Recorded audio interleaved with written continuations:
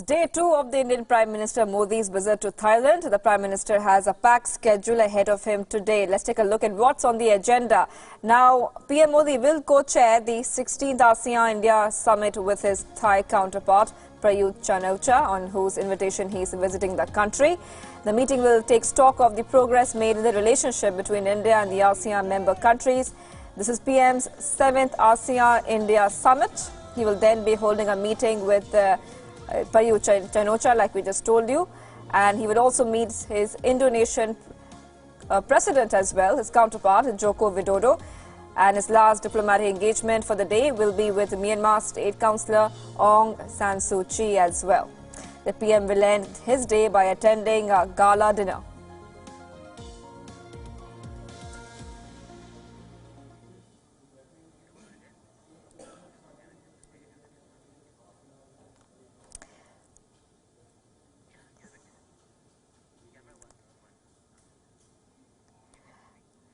And joining us now is Gurjit Singh, the former ambassador of India to ASEAN, joining us live from Bangalore.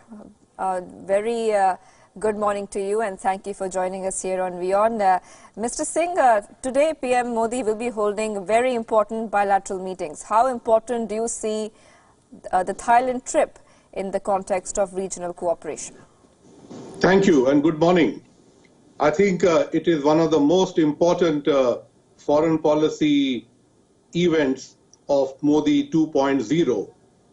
You know, this is already the Prime Minister has been attending these East Asia Summit and India-ASEAN summits since 2014. And it is to his credit that he has never missed any one of them. Therefore, these events have a firm place in India's foreign policy calendar. Now, of course, there are many additional issues which are emerging as our region remains dynamic. There is the perennial China factor.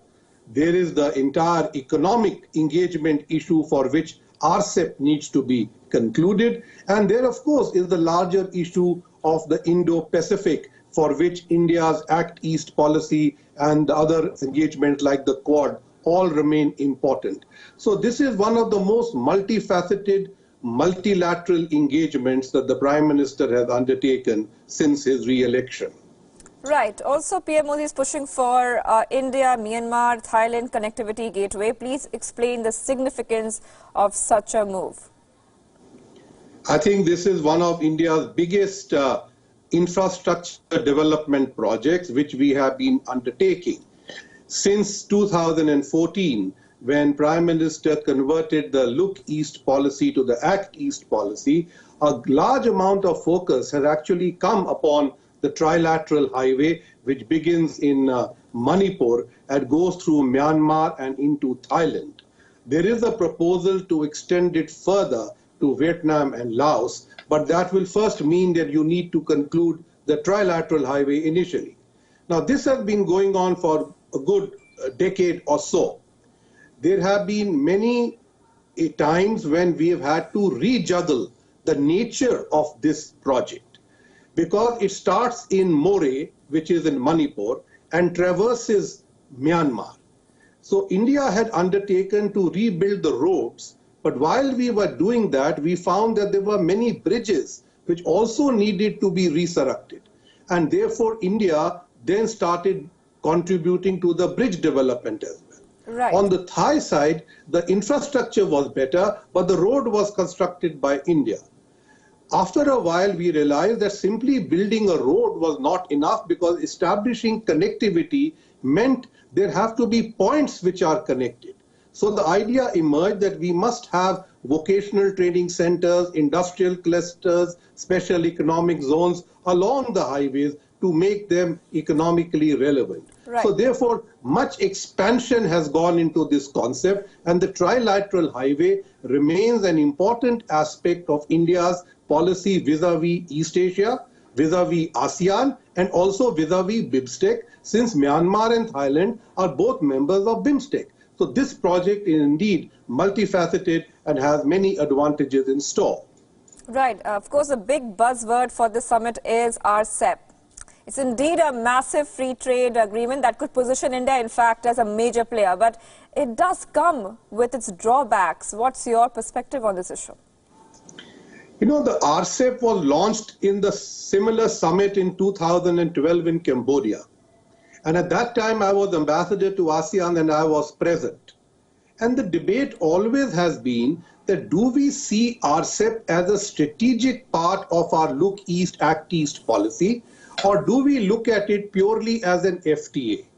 And I think the answer over 7 years of negotiation in 2019 is that we have to see it as both.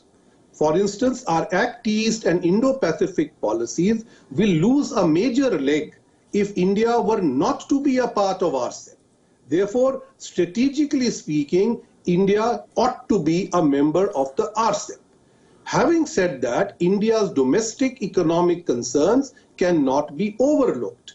Our experience with China has been detrimental to our ability to join large FTAs of which China is a part. Similarly, the India-ASEAN FTA in goods signed in 2007 did not bring adequate advantages to us because the FTA on services was only negotiated 5 years later. Therefore, India's strength lies in offering its market access to other partners while seeking access for services and investment in overseas markets. Right, Mr. This Singh. is something in the case of ASEAN we divided and perhaps suffered.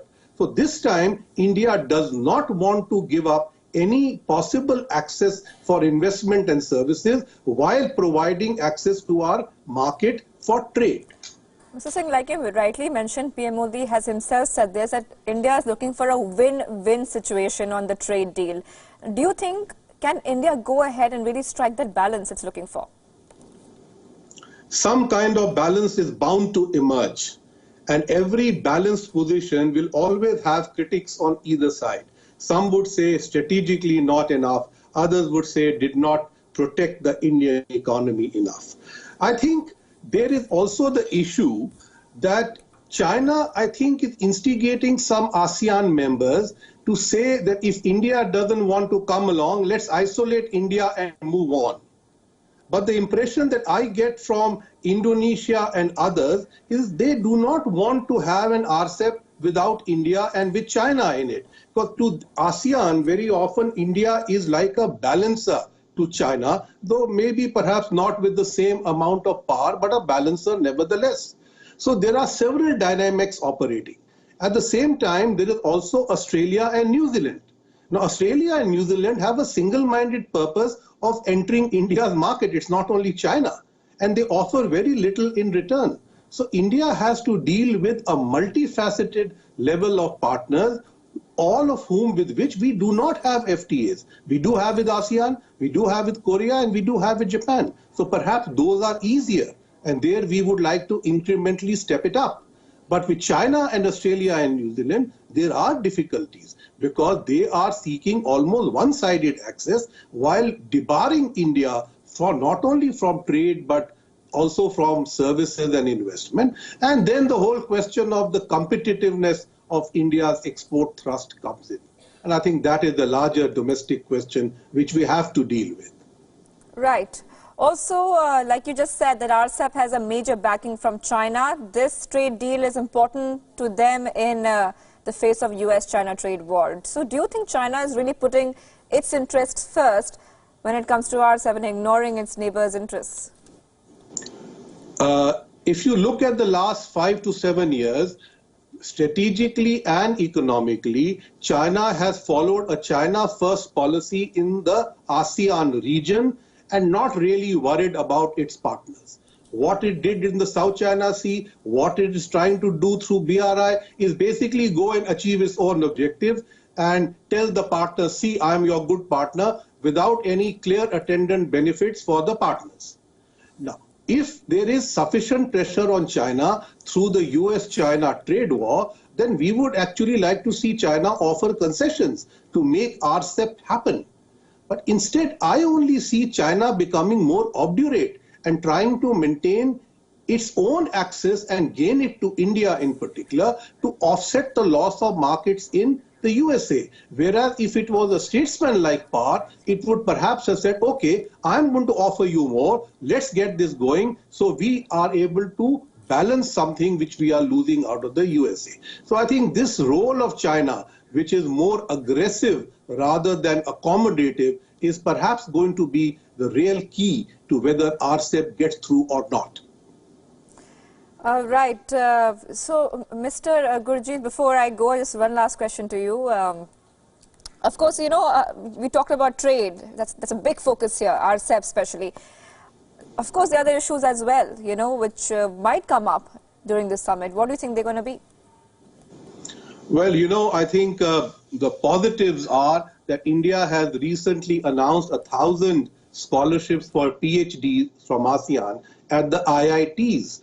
This is almost a 300 crore project, and I don't think such a large human resource development initiative has been taken with ASEAN by any of its partners. So therefore, I think this is a great implementation of a promise. Similarly, we are helping to build Cambodia, Laos, Myanmar, and Vietnam with their soft skills, software, and related digital issues through new centers of excellence. India's $1 billion line of credit to develop infrastructure projects in ASEAN still remains unutilized. So I think we are focusing on how to get that going. But you see, compared to that, Chinese money is more eagerly lapped up by ASEAN countries than the more amenable line of credit that India offers. So there's something different in the approaches which we need to do.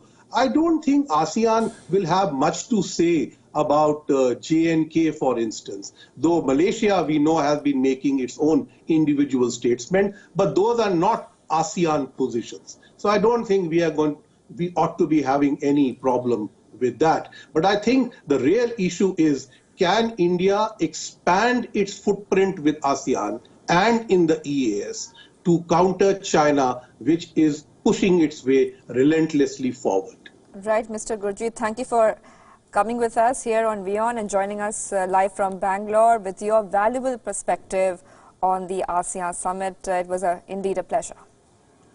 Thank you. As the ASEAN Leaders Summit in Bangkok draws closer, Indian officials are working overtime to conclude negotiations on the 25 chapters of the Regional Comprehensive Economic Partnership.